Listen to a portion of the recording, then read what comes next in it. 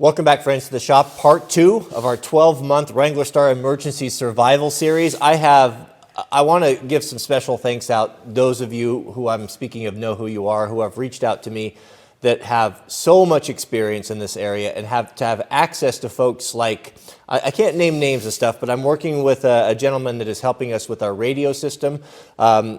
Something I know almost nothing about, but we're putting together a really robust system. It's not going to be super expensive, that will have the ability to do a mobile repeater. It's very exciting. So I'll share with you more on that. We're just doing the preliminary stuff right now. Also, I've been working with a gentleman that has tremendous experience with disaster relief, with FEMA, working with the U.S. Special Forces team, as well as the Department of Defense, that has very generously shared his stuff and what they have learned from exhaustive testing that I will be able to pass on to you guys as well. So a lot of exciting things to come. So let's take a close look at number 2, the lighting lighting option, lighting/heat option that I came up with. That is a non-electrical option, and that's the UCO candle lanterns. As you guys know, we're always on the lookout for things that give us the fizz. Well, I have to say that these little UCO candle lanterns, they give me the double fizz. Now that's the second thing that's ever given me the double fizz. So I want to talk about these, and I know people are saying, "Oh, where have you been?" Those have been around a long time. I know. I don't get out very much, though. Some of this stuff is new to me. So before we get started, I want to let's get a little test going. I want to do the little boiling water demonstration here with a 3-candle one. So we've got ourselves a LaCroix can here. We'll just make a little impromptu pot, and while we're doing our video, we can kind of check in real time if this has the ability to boil water, right? Because that's important. That would be perfect for our dehydrated stuff, our mountain house type of meals. Nice little added benefit of having light, right? All right, so we'll put about a cup of water in there. Light our candles.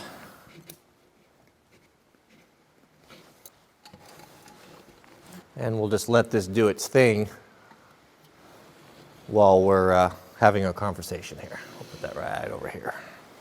Okay, let's get down to brass tacks here. So what we have here is, I guess one of the reasons why these things give me the fizz so much is they have that 40s and 50s Forest Service kind of vibe about them.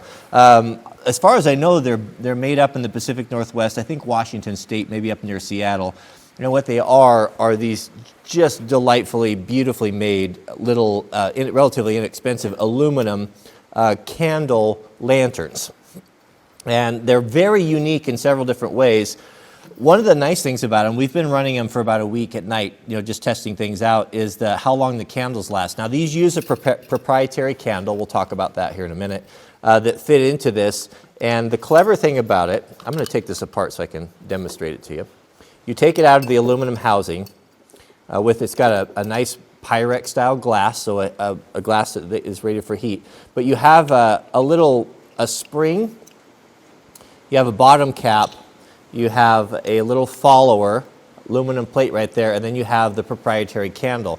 Now, they claim that these last 9 hours. I've been testing them, and I've been getting 11, and there was still a little bit left on that. And what's so cool about these is that they, as the candle burns, the spring forces the candle up, so your light, your wick, remains in the globe in the correct place. You can see that there's a notch cutout right there. Well, that's fabulous, because at one glance, you can look up and you can see, let me reinstall this here. You gotta check our water too. So we put that on at about 7 after. With one glance, you can look on the side there and you can see how much candle you have left, right? Did I do that right? No, let me fix that. There we go. Well, you just have to turn it. So you can see that that's full.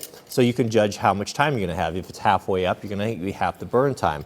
They have a small little stainless steel handle and a chain that is very nice for hanging things. They are really great. Now, the little ones here, I think, are an extraordinary value. I bought these on Amazon, and it was $16 free shipping, and that included a candle. I wasn't even expecting the candle. And what I like about them is that they fold up, just push them together, the handle stores on there, and you have a very lightweight, compact little lantern that would be great for, you could have this in a tent, you could have it when the power goes out. How nice and fun would it be for the younger kids to be able to, when the power goes out, to have one of these that they can take up with them to the room and have a little bit of reading light. We just the other night lit one of the red ones and one of the triple lanterns and put on the table, and we enjoyed a game, just simulating the power being off, just to kind of play around with them. They are really delightful, and the all aluminum construction and the way that they nest, they're just gorgeous. Just gorgeous little lamps. To light these singles here, you just open them all up, and then you can, if you hold the top, you can slide the globe down, and you can light those. Let's just light one up because they're just so fun. Get one going there. You can light that right there, and now you have the flame is contained. So if you do have kids around, it seems to be the common theme around my house, and they were to knock this over, the chance of a naked flame starting something on fire is unlikely because it's housed in the globe. The Sweet Loaf, bless her heart, I felt so bad. She was so interested in these. I had them burning for the first night, and I was very careful. Had this one sitting there with a candle in it, and I turned my head for a moment, and she reached up and put her finger Then we had a lot of drama for a while, but they are charming. And the price for $16, I think that they're wonderful. And what a great burn time. Let's say you get 10 hours, and the candle cost is roughly about $1 for the proprietary candle. Maybe you could find them cheaper. I don't know. That's about what I'm paying for them. It's great, because 9 hours, that's a lot of run time. I would imagine that's going to get you 2 evenings, if you run it for 4 hours, 4 or 5 hours or so. But aren't those just beautiful little lamps? Now, moving on up, so this is the $16 one, and this is going to be my option just for the backup to have down in the larder for when the power goes off, just a non-electrical option. And what I've decided to do is I've bought, now these packs, we'll open one up together here. This is the UCO 9-hour, this is a 20-piece candle pack that will fit in all of these deals. So I'll have, I'll just get one box of these for each candle. So I'll just keep, well, let's say I'll keep 100 of these on stock. In stock in the basement for emergencies, or just when we want to have it cozy in the house right there. So that's the little guy. Now let's talk about the big one here. The big one is essentially the same thing, but it has 3 candles in it instead of 1. It's 3 times brighter. I'll tell you what, one of the benefits of this that I wasn't aware of when I made the decision to purchase them. Jack and I had this running. I have a small office. It's just maybe, I don't know, 8 by 10 or so, and we both share it. He's got his desk in there, and I got my desk, and we'll play Minecraft or different things in the evening together. So we were in there the other night, the first night I had these, and I had lit all 3 of them, and we had the door closed in there. I had to turn off the heater because so much heat came off the top of this. I think the book said 5,000 BTUs comes off of this. I went online and watched a couple of videos of guys that were car camping, like overland guys. One guy did a test. He had this hanging in there and burning all night, and it was 26 degrees outside, and he was able to keep the vehicle 30 degrees warmer. That's pretty amazing. And I mean, I'm not saying you're going to heat a house or a cabin with it, but it puts off a significant amount of heat. Again, for my office, it was enough for us to turn off the heater. So that was kind of cool. The 3 candle Abra is more expensive. I think these were $39 to run the triple, but they produce a lot more light. What we found with these were one of these was sufficient for like a small card table. You could kind of put in the center, and you could 3 or 4 people could enjoy a card game if you're camping at a picnic table. If you had 2 of them, that's a fair amount of light.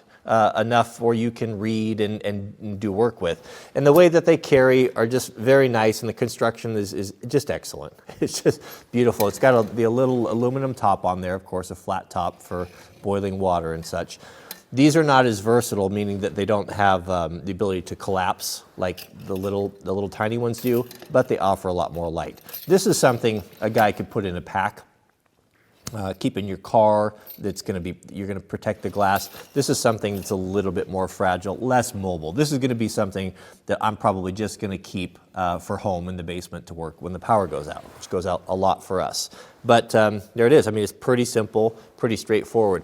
One negative side to this is that this handle, it puts off so much heat that I have found that this, you got to be careful with placing this thing underneath of low-hanging things. Like if you were to hang this in a tent, I believe it would scorch or burn the tent. You would want to add an extension on this, maybe even a small chain like the little guys do.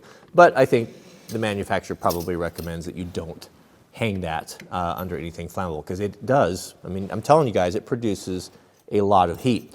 Another thing that's really cool, so I had this one last night, or one of these, burning on my desk.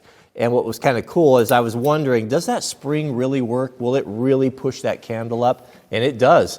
Every every hour or so, I would hear just a little. I could hear the action of the spring moving as it pushed the candle up to the top, and it kept the flame all the way up. I've ran several candles through these. I've been running them at night, and they have worked flawlessly. There's not even any wax really that is melted around unless I move them around a lot. But if you just leave them stationary, put them on a table or something, then they're super solid.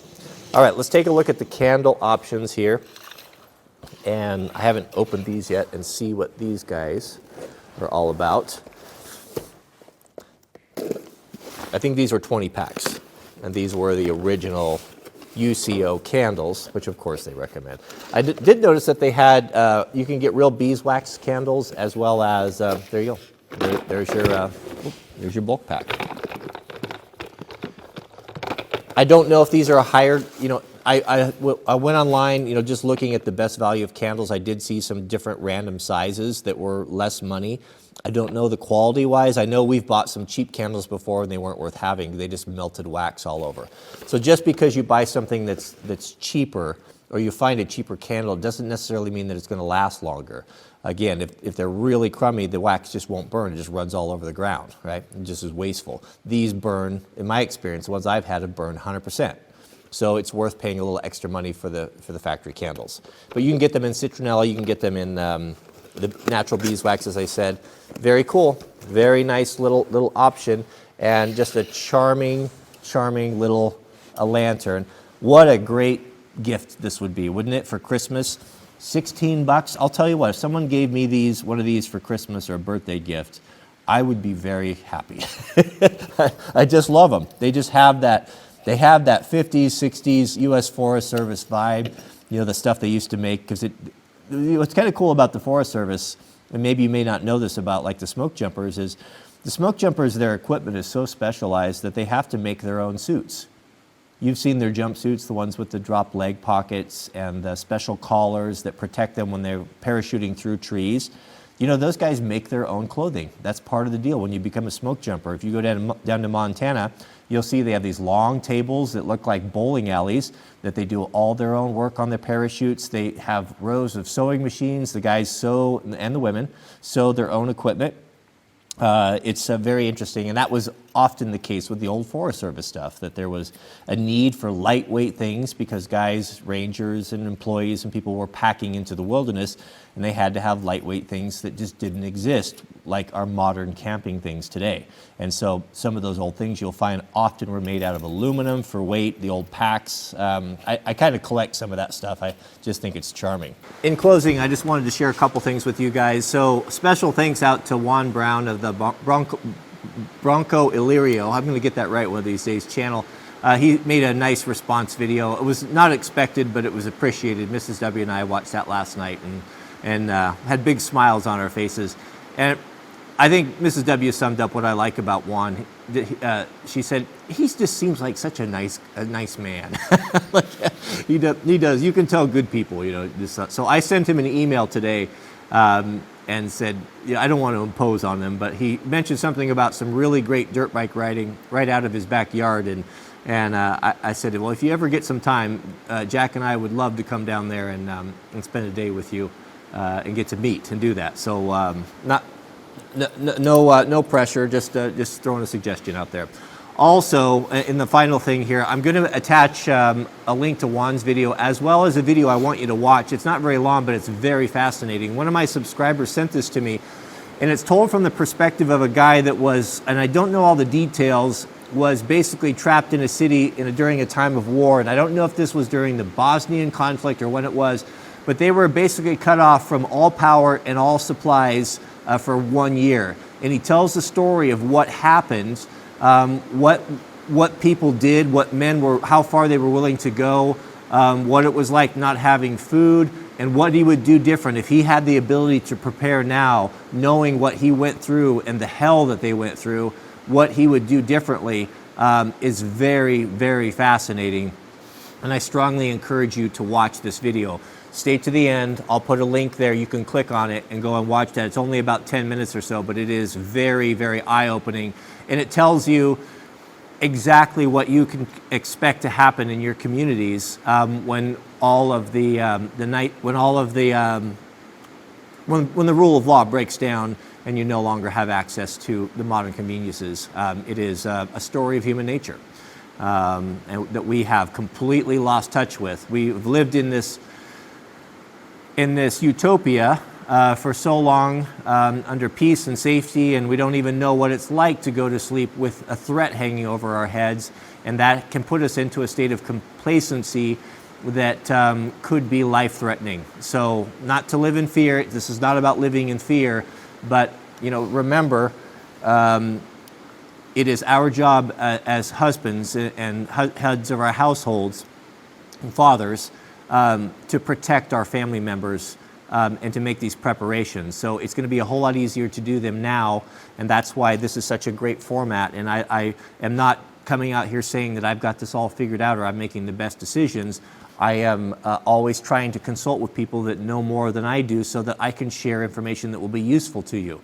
And I keep getting accused of being the home shopping network, and it's not about home shopping network. It's just about passing the stuff on. Maybe you're further along than I am, and if you have things to contribute, we always appreciate the comments, and there's a lot of great dialogues that start in those. Yeah, we're here to learn together. So none of us have all the answers. Thanks for watching. Keep us in your prayers. May God bless you and your families, and we'll see you guys on the next video.